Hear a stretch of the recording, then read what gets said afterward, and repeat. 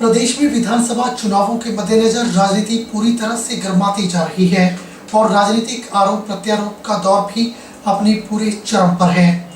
वहीं आम आदमी पार्टी ने मंडी जिला मुख्यालय पर प्रदेश के बागवानों के समर्थन में रैली निकाली और सरकार से बागवानों को मुआवजा लागू करने की मांग की है।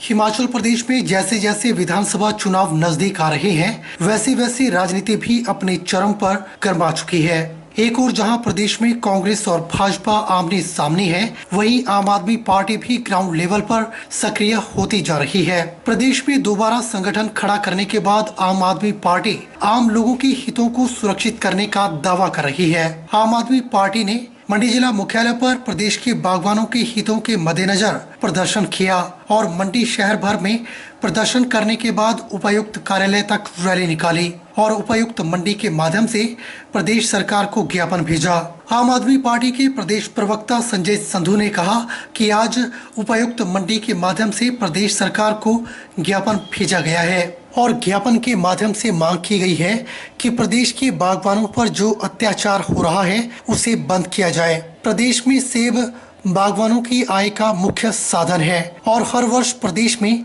सेब का 5,000 करोड़ रुपए का कारोबार होता है। संजय संधू ने कहा कि आम आदमी पार्टी की मांग है कि प्रदेश के बागवानों को MISP कश्मीर की तर्ज पर दिया जाए और जो गलत आयात है उसे बंद किया जाए और प्रदेश के बागवानों को जो मुआवजा मिलना है उसे तुरंत लागू किया जाए। ये जो बागवानों के ऊपर अत्याचार हो रहा है इसे तुरंत बंद कर दिया जाए। देखिए, सेब जो है हिमाचल के लोगों के लिए एक बहुत अच्छा कारोबार है। ये कमाई का एक अच्छा साधन है और सेब के जो बागवान हैं इनके साथ जो हमारे लोग हैं वो सामाजिक और आर्थिक ही नहीं बल्कि सांस्कृतिक रूप से भी जुड़े हुए हैं। लगभग 5,000 करोड़ रुपए का कारोबार जो है हर वर्ष हिमाचल से किया जाता है। तो हमारी दरख्वास्त है आदरणीय DC महोदया जी से कि ये जो सरकार ने आतंक फैलाया हुआ है इसे बंद कर दिया जाए और हमारे बागवानों को जो MIS है जैसे कश्मीर की दरों पे दी जाए और जो गलत आयात होता है उसे बंद कर दिया जाए और जो सरकार के पास मुआवजा रुका हुआ है उसे भी तुरंत लागू किया जाए। और देखिए, आज जो ये पैकिंग मटेरियल है इसकी कीमतें आसमान छू रही हैं, तो हमारी गुजारिश है कि इन्हें भी तुरंत ख़त्म कर दिया जाए, GST ख़त्म कर दी जाए। तो इसी उम्मीद के साथ हमने DC साहब को ज्ञापन दिया है कि वो आम आदमी पार्टी के जो हमने उनको ज्ञापन दिया उस पर अपना गौर करेंगे और बागवानों के साथ इंसाफ होगा। पर्यटन नगरी मनाली के प्रसिद्ध पर्यटन स्थल हामटा पास में स्थित जोबड़ी नाले में वन विभाग और पर्यटन विभाग के द्वारा बैरियर स्थापित किया गया है, जिसके बाद अब हामटा पास जाने के लिए 50 रुपए प्रति व्यक्ति शुल्क देना होगा।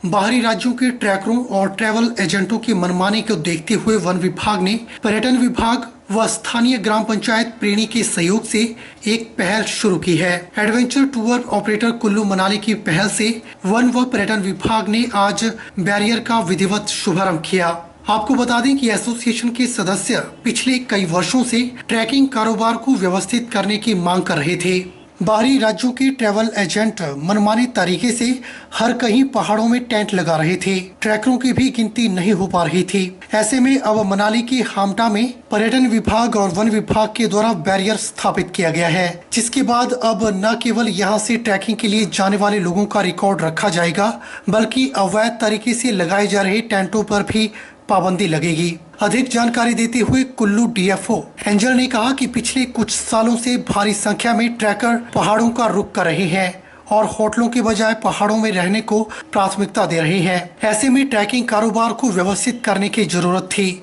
उन्होंने कहा कि ट्रैकरों के भारी संख्या में जाने से पहाड़ों में कूड़ा कचरा फैल रहा है और ट्रैकर भी मनमाने ढंग से ट्रैकिंग कर रहे हैं। उन्होंने कहा कि आज पर्यटन विभाग, adventure tour operator Kullu Manali और स्थानीय पंचायत के सहयोग से आज हामटा के रास्ते पर जोबड़ी नाले में बैरियर स्थापित किया गया है। इस बैरियर के लगने से ट्रैकरों को 50 रुपए शुल्क अदा करना होगा और वन तथा पर्यटन विभाग के नियमों का पालन करना होगा।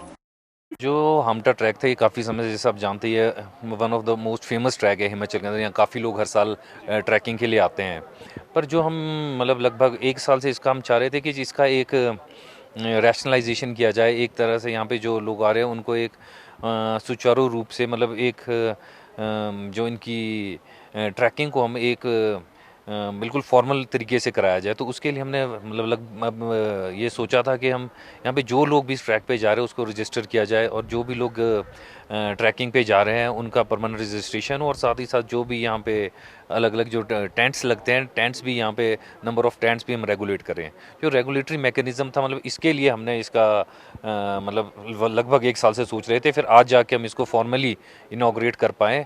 तो अब हमारा ये मत है कि अब आने वाले समय पे जब लोग रजिस्टर होके जाएंगे और जो टेंट्स का भी स्पेसिफिक साइट होगी, तो मतलब जो कंजर्वेशन है इस एरिया का, खासकर जो एनवायरमेंटल कंजर्वेशन है और टूरिज्म, वो साथ ही साथ चल पाएगा।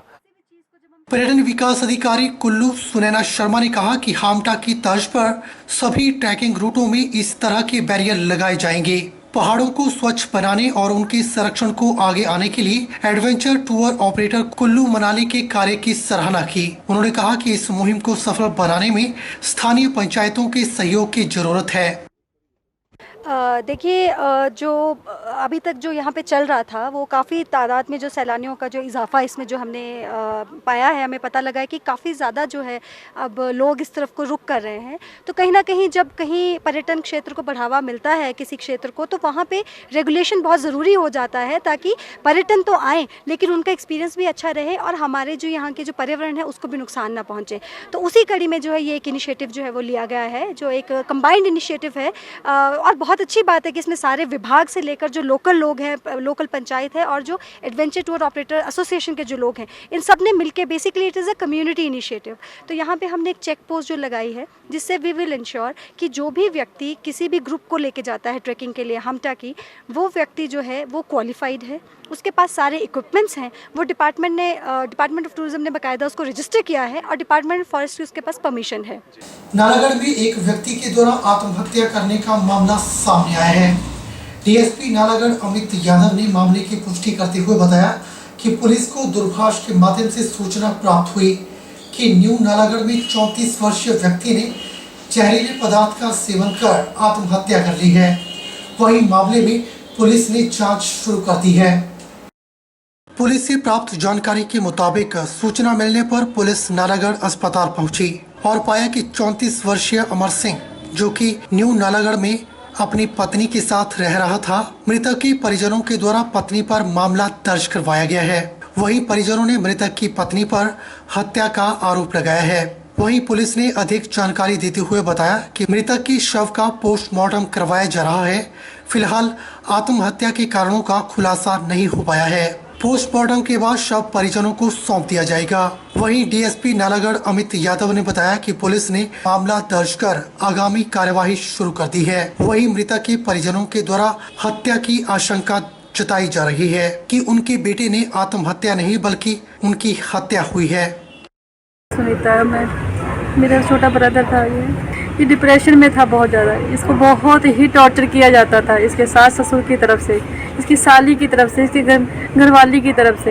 ये सभी लोग इसको टॉर्चर करते थे बहुत ज़्यादा। 9 साल शादी को हुआ, टॉर्चर ही टॉर्चर करता रहा, ये करते रहे इसको। बार बार पुलिस स्टेशन में जाना, झूठी कंप्लेंटें करनी, फिर कंप्रोमाइज़ करवा देना, हमारे पर झूठे केस करने। अभी पॉइजन खाया है इसने, हमें किसी ने इन्फॉर्मेशन दी है, ये भी पता नहीं खाया इसने कि इसको खिलाया गया है वहाँ पे, क्योंकि इसके फादर भी, जो इसके ससुर थे, वो भी दिन में इसके कमरे पे बताए जा रहे थे, वो कमरे में थे इसके, दिन में इसके कमरे में, शाम को बताइए जहर खा रहा है ये। और हमें तो इससे मिलने को बिल्कुल मना कर दिया गया था कि आप इससे 2 साल तक मिलोगे नहीं, कोई भी नहीं। देखिए, जो ये मामला सामने आया है, ये न्यू नालागढ़ का मामला है। इसमें एक जो डिसीज्ड है उनका नाम अमर सिंह है, जिनकी 33 इयर्स एज है और जो कि स्थायी रूप से राम शहर के निवासी हैं। वो अपनी पत्नी प्रीति देवी के साथ यहाँ पे रहते थे। जो ये मुकदमा है, ये है इनके सुसाइड का, और इन्होंने एक प्रोटेक्स नाम का इंसेक्टिसाइड है, उसका कंजम्पशन किया है, उसके बाद इनकी मृत्यु हुई है। और इनके जो पेरेंट्स हैं मिस्टर दर्शन सिंह, उनके बयान पे 306 के अंदर आईपीसी सेक्शन 306 के अंदर अबेटमेंट ऑफ सुसाइड का मुकदमा दर्ज किया गया है इनकी वाइफ के अगेंस्ट, जिनका नाम प्रीति देवी। केंद्र सरकार ने कोरोना महामारी के समूल नाश के लिए पूरे देश में 15 जुलाई से 18 वर्ष से अधिक उम्र के लोगों के लिए निःशुल्क बूस्टर डोज लगाने का फैसला किया था। इसी के तहत नालागढ़ हॉस्पिटल में भी 18 साल से अधिक उम्र के लोगों को बूस्टर डोज लगाई जा रही है। नालागढ़ हॉस्पिटल के डॉक्टर दीक्षित ने बताया कि नालागढ़ के बद्दी में बूस्टर डोज लगनी शुरू हो चुकी है और रोजाना काफी लोग बूस्टर डोज लगवाने के लिए आ रहे हैं। 4000 लोगों ने बूस्टर डोज लगवा ली है। बूस्टर डोज का हमारे इधर पे जो 18 से 59 ईयर्स के बीच में लोगों को लग रही है, उसका काफ़ी अच्छा रिस्पांस देखने को मिला है। डे 1 पे भी हमारे पास जो है 18 to 59 जो है करीब 797 इतने लोगों ने बूस्टर डोज लगवाया था। और उसके बाद अभी तक जो कल शाम तक की रिपोर्ट है उसमें हमारे पास 4000 प्लस जो है ये बूस्टर डोज लग चुकी है। हाँ, डेली हमारे पास इधर पे लग रही है। ब्लॉक में एक बद्दी हमारे पास उधर पे भी लग रही है। नहीं, बिल्कुल सही। अभी तक कोई ऐसा केस नहीं आया जिसमें कि किसी ने कोई कंप्लेंट की हुई हो। हाँ, थोड़ा बहुत एक आध लोगों को जो है फीवर की हल्की शिकायत जरूर की, वो तो मतलब जनरल सा है, नॉर्मल सा है, उसमें सिर्फ पैरासिटामोल ही देनी होती है, वो हमने दिया है। और बाकी से 18 to 59 प्लस 4000 प्लस है। बुलेटिन में फिलहाल वक्त हो चला है एक छोटे से ब्रेक का। ब्रेक के बाद तुरंत हाजिर होते हैं।